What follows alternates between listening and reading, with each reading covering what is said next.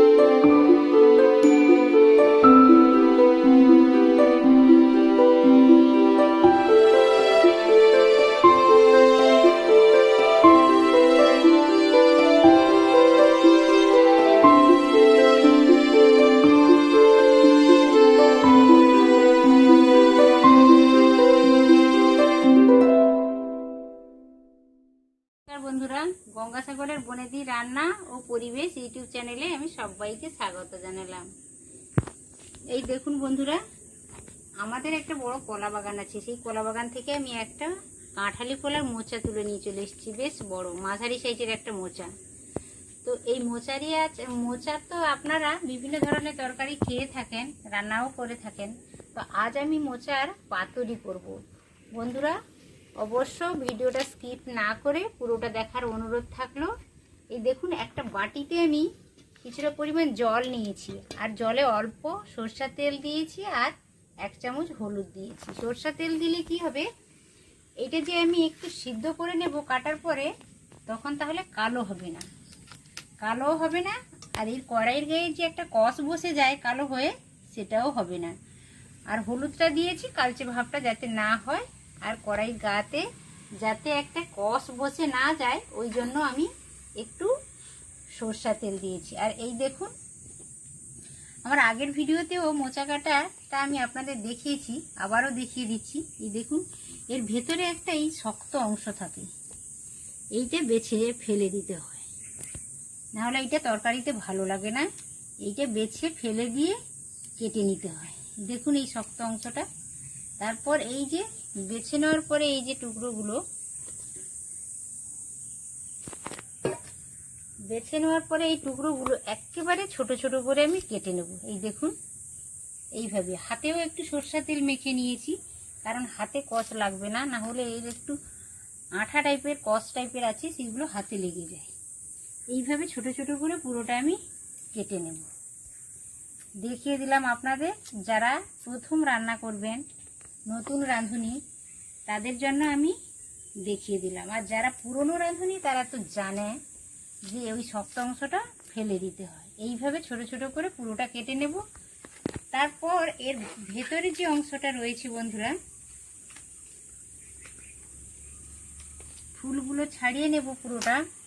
ভেতরে যে নরম অংশটা রয়েছে সেটার ভেতরে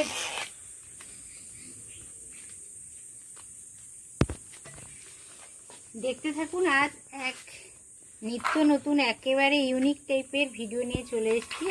ছাড়িয়ে নিয়েছি এইভাবে, এর ভেতরের এই শক্ত অংশটা বের করে দিয়ে সেমভাবেও পুরোটা কেটে নেব ছোট ছোট করে। এইটা কিন্তু আমি আর ছাড়িয়ে ফেলবো না, উপরের অংশটা যতটা ফেলার ফেলে দিয়েছি। এবার এটা পুরোটাই আমি কেটে নেব। এটা একেবারে ভেতরের অংশ, একেবারে কচি নরম। তো বন্ধুরা, ভিডিওটা যদি ভালো লেগে থাকে অবশ্যই আমার ভিডিওতে একটি লাইক দেবেন, আর পরিচিতদের মধ্যে শেয়ার করতে ভুলবেন না। আর এই ছোট্ট ইউটিউবারের চ্যানেলটিকে অবশ্যই সাবস্ক্রাইব করে নেবেন। এইভাবে ছোট ছোট করে একেবারে পুরোটা কেটে নেব। এই ভেতরের অংশটা একেবারে নরম। এই যে দেখুন বন্ধুরা, এই যে মোচা কেটে রেখেছি, মোচাটা ভালোভাবে কেটে নিয়েছি। একটু লবণ দিয়ে দেব, আর হলুদ দিয়ে দিয়েছি, আর অল্প সরষের তেল দিয়েছি। এবার পরিমাণ মতো লবণটা দিয়ে দিলাম।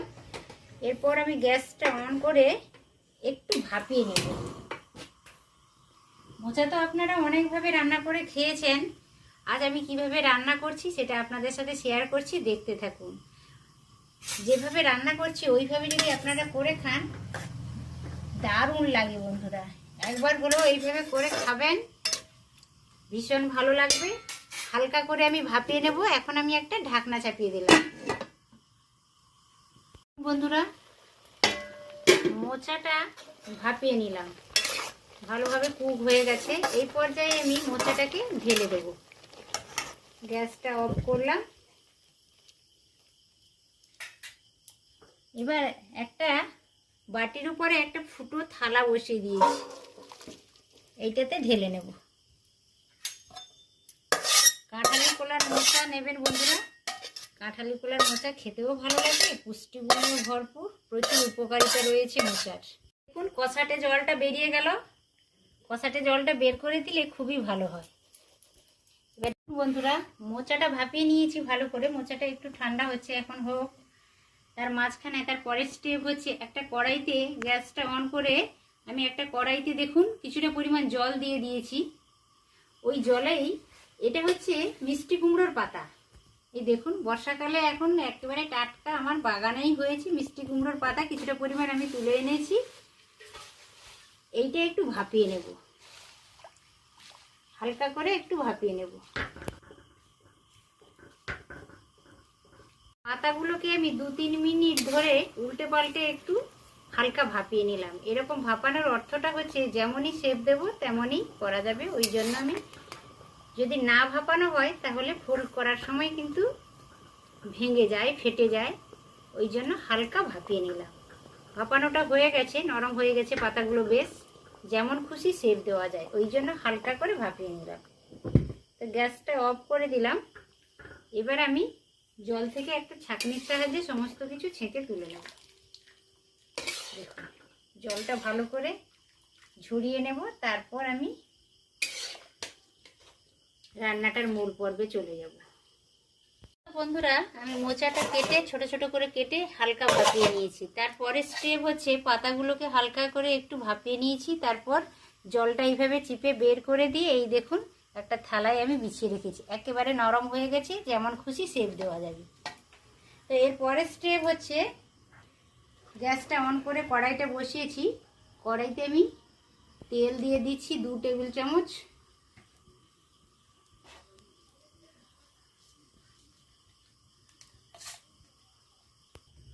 ছোট 1 চামচ আমি গোটা জিরে দিয়ে দিলাম ফোড়নের জন্য। ফোড়নটা থেকে একটা সুন্দর গন্ধ চলে আসছে। এই দেখুন আমি 2টো বড় সাইজের পেঁয়াজ আমি কেটে রেখেছি ছোট ছোট করে, আর আধা পাকা লঙ্কা 3টা কেটে রেখেছি। লঙ্কাটা ঝালটা আপনাদের নিজেদের পছন্দের মতো নিয়ে নেবেন।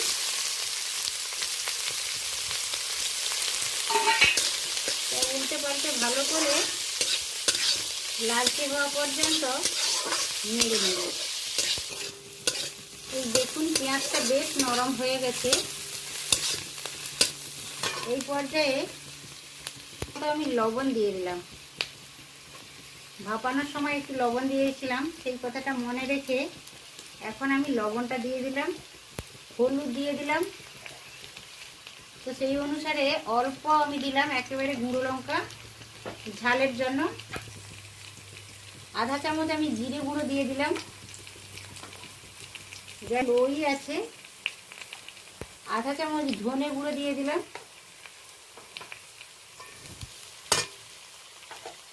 আধা চামচ আদা বাটা দিয়ে দিলাম। তো সমস্ত মশলা আমার প্রায় দেওয়া হয়ে গেছে। এটা ভালো করে মিশিয়ে আরও 2 মিনিট নেড়ে নেব। এরই সাথে 1 চামচ চিনি দিয়ে দিলাম। একটু মিষ্টি মিষ্টি হলে মোচার পকোড়াটা খেতে বেশ ভালো লাগে। অনেক ধরনের পকোড়া খেয়েছেন, মোচার এইভাবে মিষ্টি কুমড়োর পাতা দিয়ে যদি মোচা পকোড়া রান্না করে খান অসাধারণ লাগে বন্ধুরা। এই দেখুন 1 চামচের একটু বেশি আমি কাসৌরি মেথি নিয়েছি। কাসৌরি মেথিটা যদি পকোড়াতে দেওয়া হয় তাহলে একটা দারুণ ফ্লেভার আছে, ভীষণ ভালো লাগে খেতে। তো এইটা দিয়ে ভালো করে মিশিয়ে নেব। এই পকোড়ার যেটা প্রধান উপকরণ হচ্ছে বন্ধুরা, যেটা দিলে সবথেকে বেশি ভালো লাগবে খেতে, এই দেখুন একটা নারকেলের, একটা মাঝারি সাইজের নারকেলের আধা 1 মালা আমি কুড়িয়ে রেখেছি, এইটা দিয়ে দেব। নারকেল দিয়ে একবার পকোড়া করে খান মোচা, মানে অপূর্ব লাগে।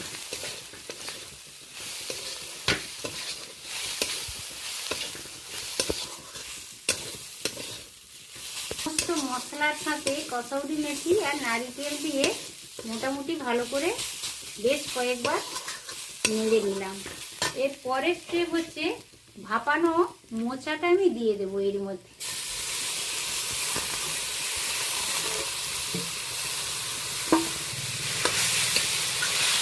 সমস্ত কিছু দিয়ে দিয়েছি মশলা। এবার ভাপানো মোচাটা দিয়ে দিলাম। এটা একটা দারুণ সুন্দর পুর বানিয়ে নেব। তারপর মিষ্টি কুমড়োর পাতা দিয়ে পুরটা দিয়ে পকোড়া রেডি করব। বন্ধুরা শুরু থেকে শেষ পর্যন্ত থাকুন, ভিডিওটা স্কিপ করবেন না, এইভাবে ট্রাই করবেন আপনারাও।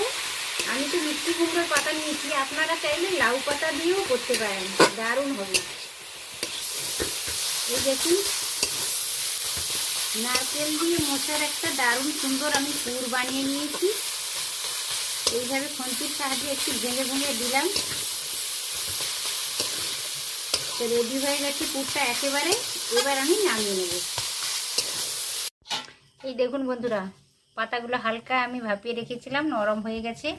এই পর্যায়ে আমি পাতাগুলো এইভাবে বিছিয়ে দেবো, একটা থালার উপরে এইভাবে বিছিয়ে দিতে হবে। এই দেখুন এবার আমি পুরটা দিয়ে এইভাবে পুরটা দিয়ে দেব মাঝখানে। এইভাবে পুরটা দিয়ে দিয়েছি, হাত দিয়ে একটু লম্বাটে করে নিচ্ছি এইভাবে। এর পরের স্টেপ হচ্ছে এইভাবে মুড়তে হবে। এই যে এইভাবে মুড়ে দিয়েছি।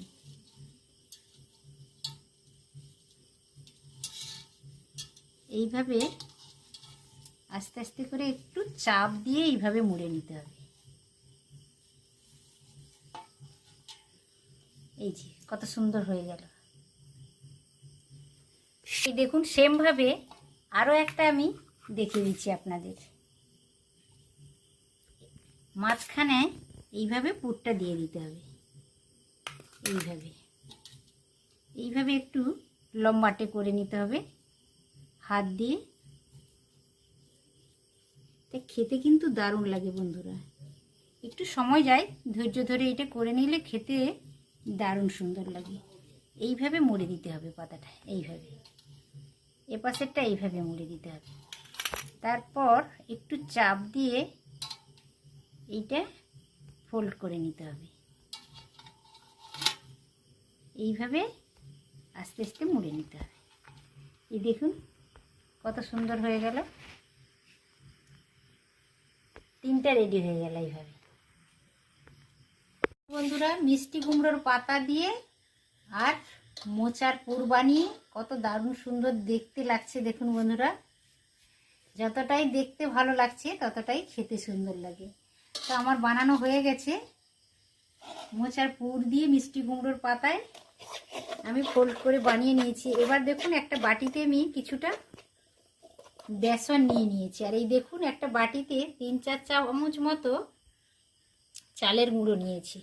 আমি এটা আতপ চালের গুঁড়ো নিয়েছি, আপনারা চাইলে সিদ্ধ চালেরও গুঁড়ো নিতে পারেন, কোনো অসুবিধে নেই।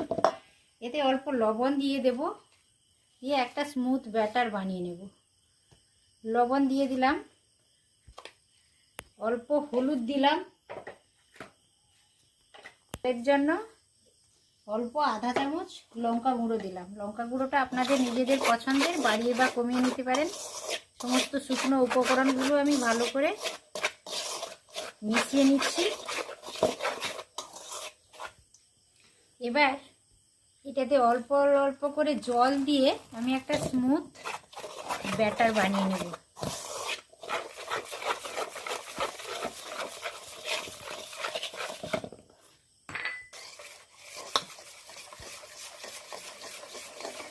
এই দেখুন বেসন আর চালের গুঁড়ো দিয়ে একটা ভালো ব্যাটার আমার তৈরি হয়ে গেছে।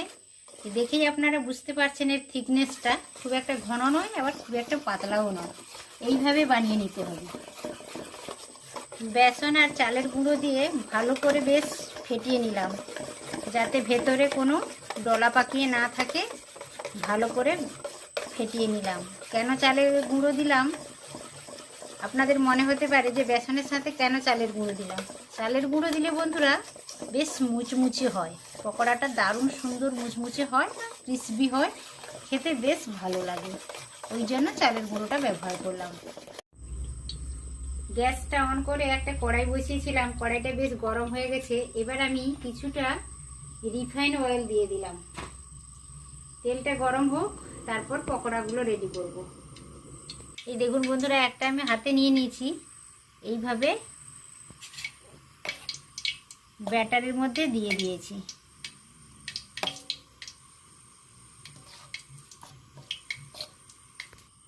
তেলটা বেশ ভালোভাবে গরম হয়ে গেছে। এবার আমি ছেড়ে দিচ্ছি তেলের মধ্যে।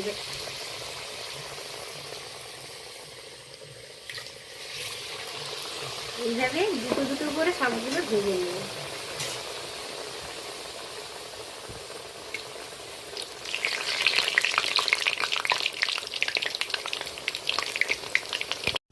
এই দেখুন বন্ধুরা কি সুন্দর ফুলে উঠেছে, আর দেখতে যতটাই সুন্দর লাগছে খেতে ততটাই ভালো। বন্ধুরা একবার হলেও এইভাবে ট্রাই করে দেখবেন, ভীষণ ভালো লাগে খেতে।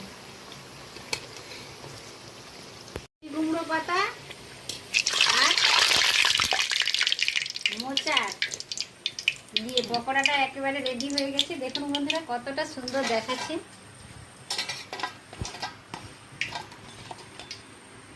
কেউ বুঝতেই পারবে না যে এইভাবে রেডি করেছি। তবে সবগুলো আমি একইভাবে রেডি করে নেব, দুটো দুটো করে। এই দেখুন বন্ধুরা কতটা ক্রিসপি হয়েছে, আপনারা শব্দ শুনেই নিশ্চয়ই বুঝতে পারছেন। অনেকগুলো হয়ে গেছে, আর এই 3টা বাকি আছে। এই 3টা বাকি আছে, এক্ষুনি ভেজে নেব। আপনারা এইভাবে ট্রাই করে দেখবেন, খেতে খুবই ভালো লাগে, ভীষণ টেস্টি, মুচমুচে। এই দেখুন বন্ধুরা, সবগুলো আমার ভাজা হয়ে গেছে, কতটা সুন্দর দেখাচ্ছে দেখুন। আর লাস্ট একটা ছিল এই যে কড়াইতে, এটা এই যে তুলে নিলাম, ভাজা হয়ে গেছে। এই শব্দ শুনে আপনারা নিশ্চয়ই বুঝতে পারছেন কতটা ক্রিসপি হয়েছে। দেখতে যতটাই ভালো, খেতে ততটাই ভালো।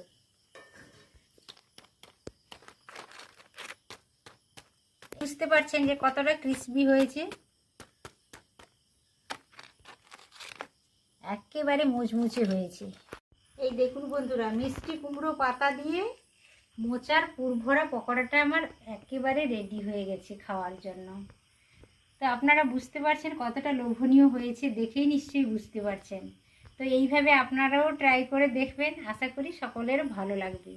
আর ভিডিওটা যদি ভালো লেগে থাকে অবশ্যই ভিডিওতে একটি লাইক দেবেন, পরিচিতদের মধ্যে শেয়ার করবেন, আর ছোট্ট ইউটিউবারের চ্যানেলটি অবশ্য সাবস্ক্রাইব করে রাখবেন বরাবরের মতো। আর পাশে থাকা বেল আইকনটি প্রেস করে দেবেন, সবার আগে আমার ভিডিও আপলোড করার সাথে সাথে সবার আগে আপনার কাছে পৌঁছে যাবে। তো ভিডিওটা আজকের আমি এখানেই শেষ করলাম। আজ এই পর্যন্ত, আবার নতুন কোনো ভিডিও নিয়ে হাজির হয়ে যাব। তত সময় আপনারা সকলে সুস্থ থাকুন, ভালো থাকুন। নমস্কার।